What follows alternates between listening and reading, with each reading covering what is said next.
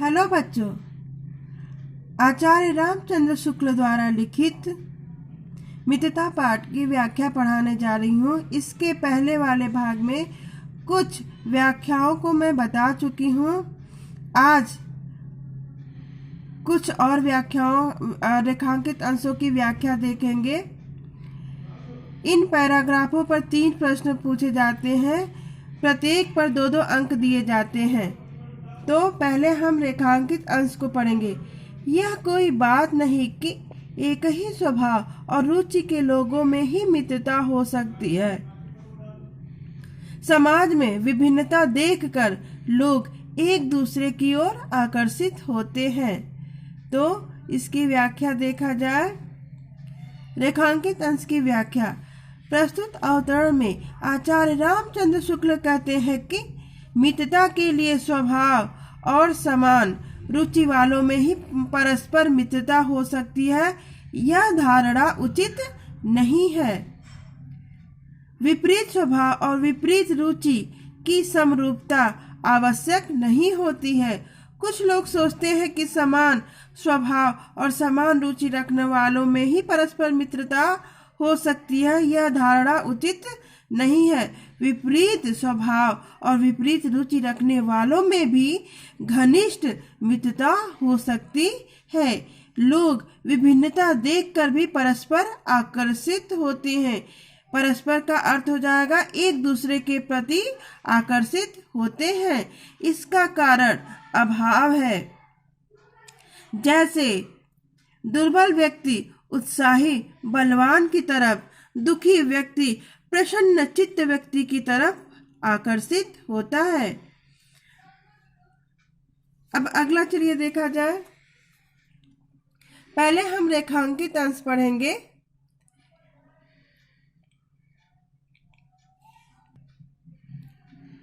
रेखांकित अंश। यह कर्तव्य उसी से पूरा होगा जो दृढ़ चित्त और सत्य संकल्प का हो।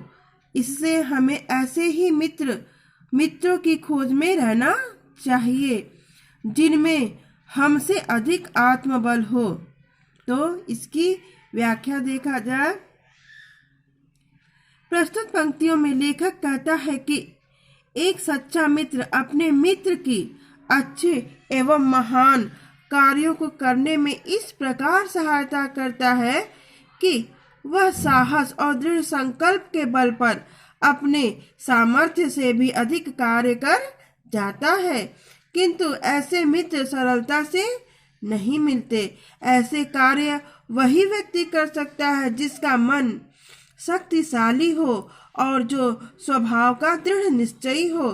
शक्तिशाली मन और सत्य मार्ग पर चलने वाला व्यक्ति ही संकट आने पर अपने मित्र की सहायता कर सकता है। अब दिए गए पैराग्राफ पर प्रश्न है, हमें कैसे मित्रों की खोज में रहना चाहिए? तो उत्तर दिया है, हमें ऐसे मित्रों की खोज करनी चाहिए जो आत्मबली, स्वभाव से दृढ़ निश्चयी, सत्य मार्ग का अनुगमन करने वाला हो। ऐसा व्यक्ति ही निष्कपट, सभ्य, परिश्रमी और सत्यनिष्ठ मित्र होता है। अगला रेखांकित अंश देखा जाए। उनके लिए फूल पत्तियों में कोई सौंदर्य नहीं, झरनों के कलकल में मधुर संगीत नहीं, अनंत सागर तरंगों में गंभीर रहस्यों का आभास नहीं। उनके भाग्य में सच्चे प्रयत्न और पुरुषार्थ का आनंद नहीं।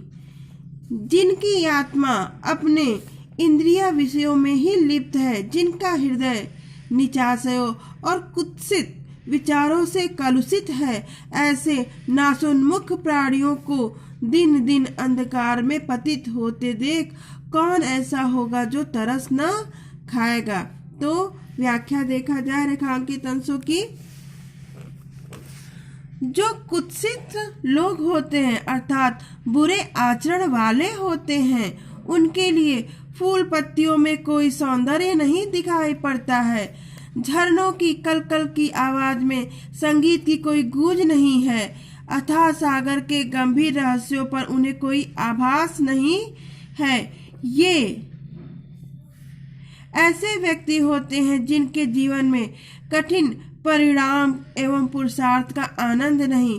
प्रस्तुत पंक्तियों में लेखक जीवन के एक सत्य को उभारते हुए कहता है कि ऐसे व्यक्ति को कभी मित्र नहीं बनाना चाहिए जिनकी आत्मा सांसारिक, शारीरिक, विषय भोगों, बुरे विचारों में डूबा हुआ है। ऐसे लोगों को कभी भी मित्र नहीं बनाना चाहिए, क्योंकि ऐसे लोगों की आत्मा अत्यंत नीच कर्मों और घृणित विचारों से कलुषित रहता है। निश्चित रूप से ऐसा व्यक्ति विनाश की तरफ अग्रसित रहता है। पतन के अंधकार में प्रतिदिन गिरते देखकर ऐसे व्यक्ति पर किसको दया नहीं आएगा। यह सोचने का विषय है कि ऐसा पतित व्यक्ति, ऐसे गिरे हुए व्यक्ति के साथ, पतित का अर्थ होता है गिरे हुए व्यक्ति के साथ कौन रहना चाहेगा? निश्चित रूप से कोई नहीं रहना चाहेगा। धन्यवाद बच्चों। शेष व्याख्या भाग 3 में पढ़ाया जाएगा।